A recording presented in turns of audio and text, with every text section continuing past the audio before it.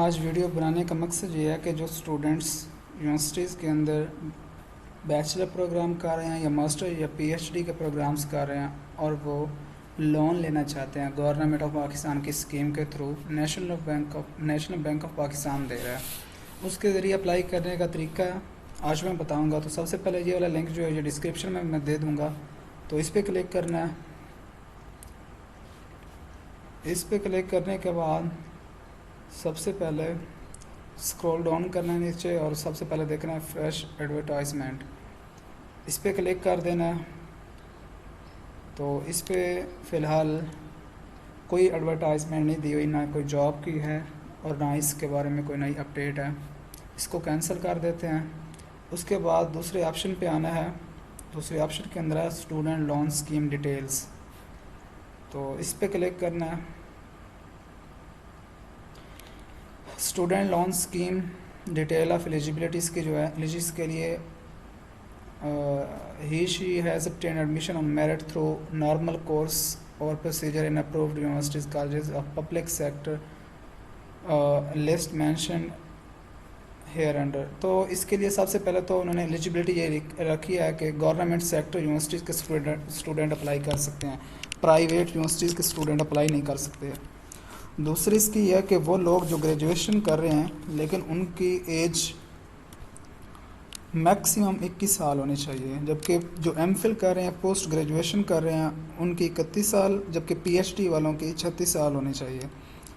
और public examination जो government की यूनिवर्सिटीज़ में एडमिशन लेके ऑलरेडी स्टडी कर रहे हैं, इसमें तमाम सेमेस्टर्स वाले लोग अप्लाई कर सकते हैं। तो इसमें यह है कि 70 मार्क्स होने ज़रूरी हैं, जो कि इसकी एलिजिबिलिटी नंबर 3 है।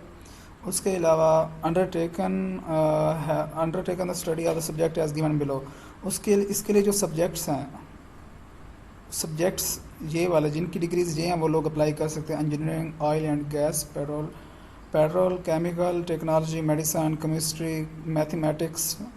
उसके अलावा इस्लाम में LLB, लॉ वाले, इकोनॉमिक्स वाले, स्टैटिक्स वाले, कॉमर्स वाले, इलेक्ट्रॉनिक्स वाले, एग्रीकल्चर वाले, फिज़िक्स वाले, bio molecular biology, genetics and natural sciences और कंप्यूटर साइंस, IT CSIT वाले और बिजनेस मैनेजमेंट साइंसेज वाले लोग अप्लाई कर सकते हैं। ये एलिजिबिलिटी है, ये इसकी एलिजिबिलिटी नंबर 4 थी। जबकि इसके लिए वो लोग अप्लाई कर सकते हैं जो लोग अपनी फीसेस पूरी नहीं पे कर सकते, वो लोग अप्लाई कर सकते हैं। ये इनकी इसकी एलिजिबिलिटी थी। तो ऑलमोस्ट इसमें सारे स्टूडेंट ही अप्लाई करते हैं।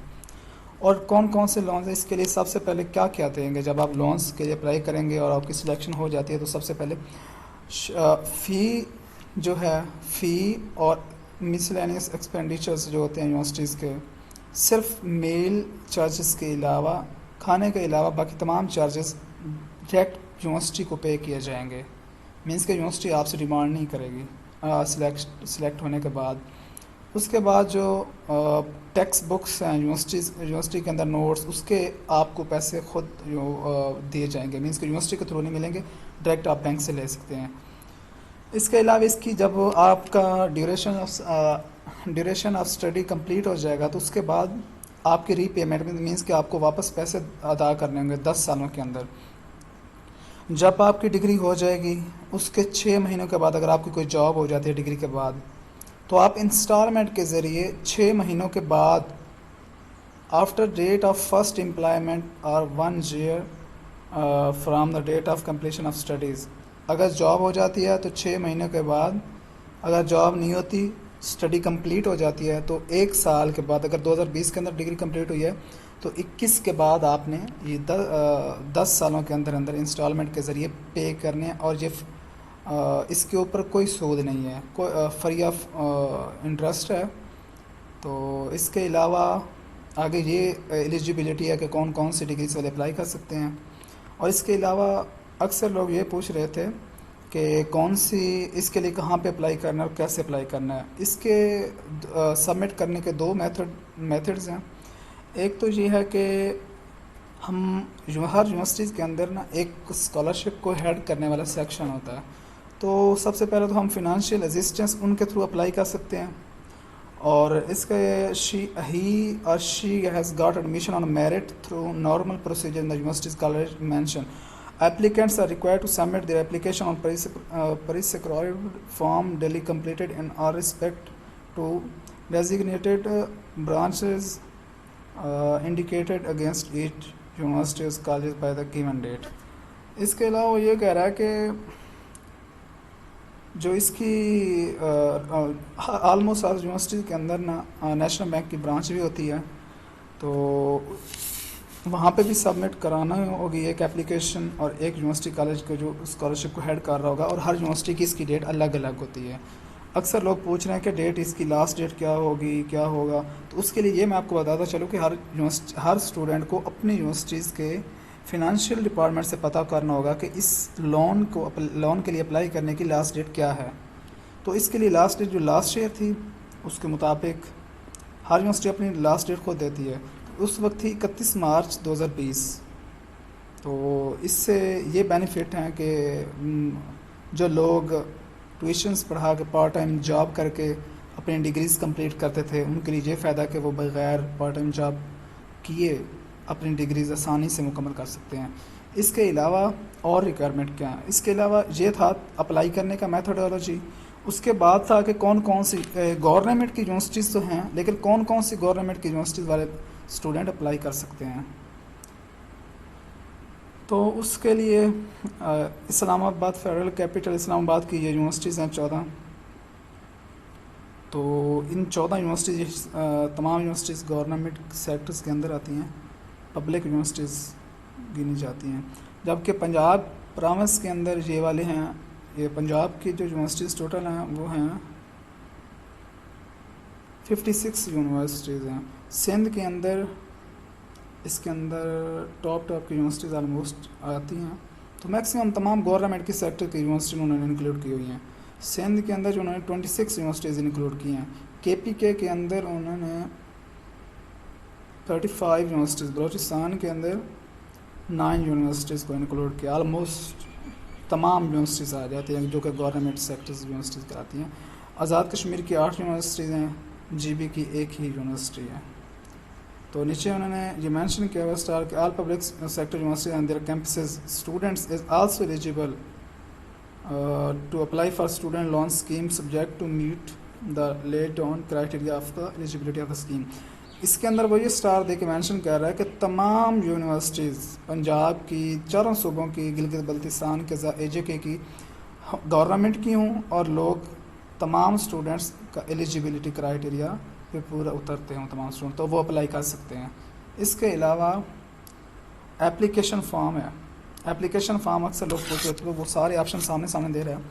इसमें कुछ ज़्यादा ख़ास मखसूस चीज़ें नहीं मांगी हुई। सिंपल है, name, father name, CNIC, permanent address, मोहल्ला, district, place of birth, name of institution जहाँ पे पढ़ते हैं, फैकल्टी कौन सी है।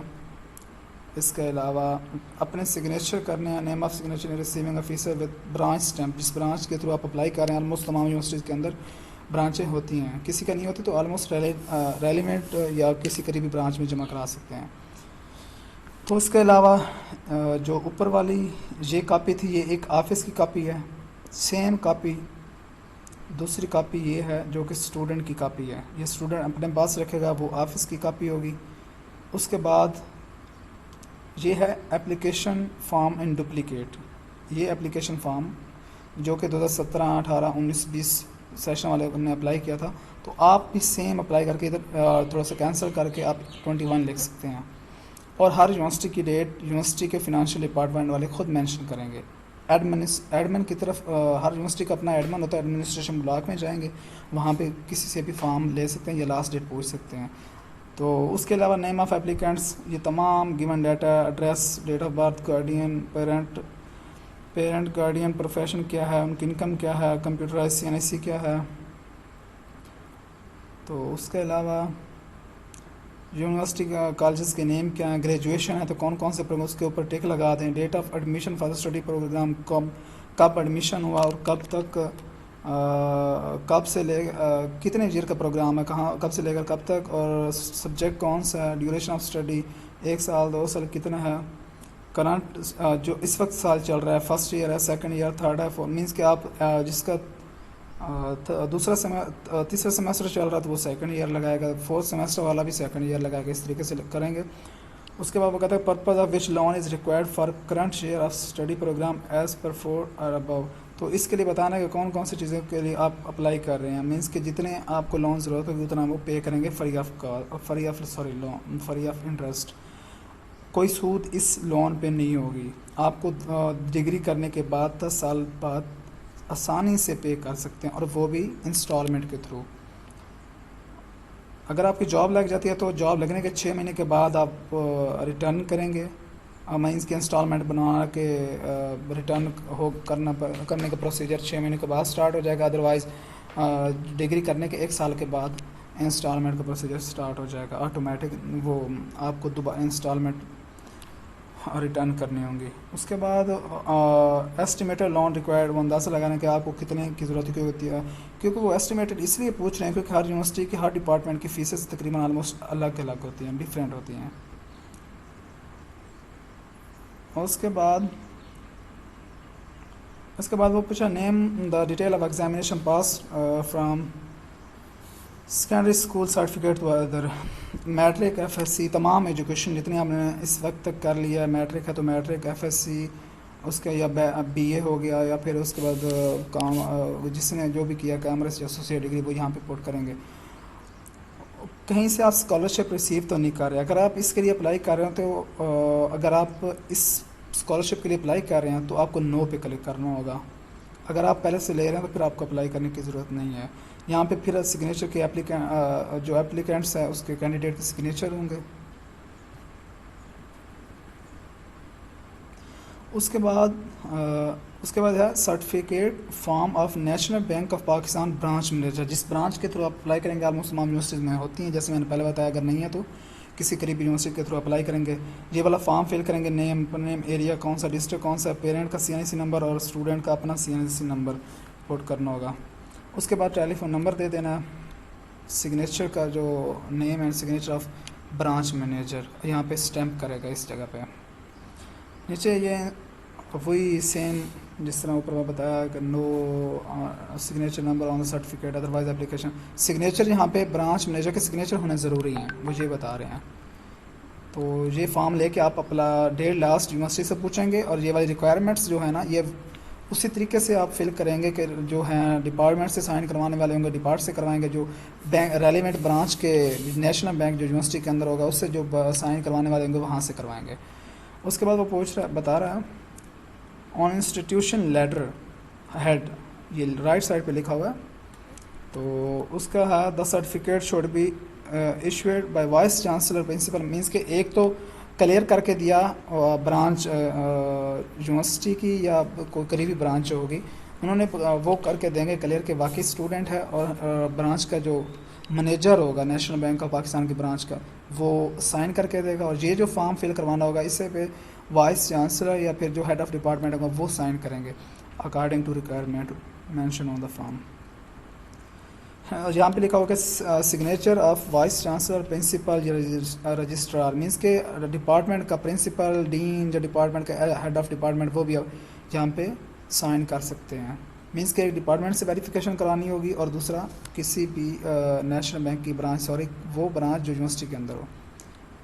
उसके बाद उसका explanation name of the program subject of BSc chemical engineering, BS physics, MSc agriculture, 86 year of the first second semester, first year या first second year, first semester and second semester and so on. Means के जो भी हैं तमाम semester, तमाम proof वाले apply कर सकते हैं। GPA will be mention in term of percentage, means के 70% परसेंटेज उन्होंने मांगे हुए तो आपको CGPA, तो डिफरेंट यूनिवर्सिटीज़ का क्राइटेरिया डिफरेंट होता है, तो आपको मेंशन करना होगा अपना परसेंटेज, जो कि हर डिपार्टमेंट के एग्जामिनेशन ब्रांच से बनवाया जा सकता है।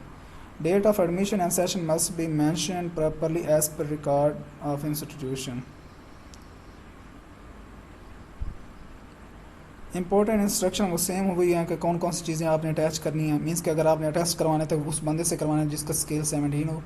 फ़ी attested photocopies of fee challan raised, जो भी आपके फ़ी चलान थे उनको raised demanded by the education institute, जो आपके फ़ीस के चलान भरे थे वो भी साथ साथ अटैच करते हैं अगर आप फर्स्ट सेमेस्टर के नहीं हैं तो। तो अगर आप पहले तो एडमिशन का ज़रूरी रहता है करवाना, अगर हो जाए तो उसकी जो चालान कापीज़ होती हैं फ़ीस की वो साथ अटैच करनी होती हैं।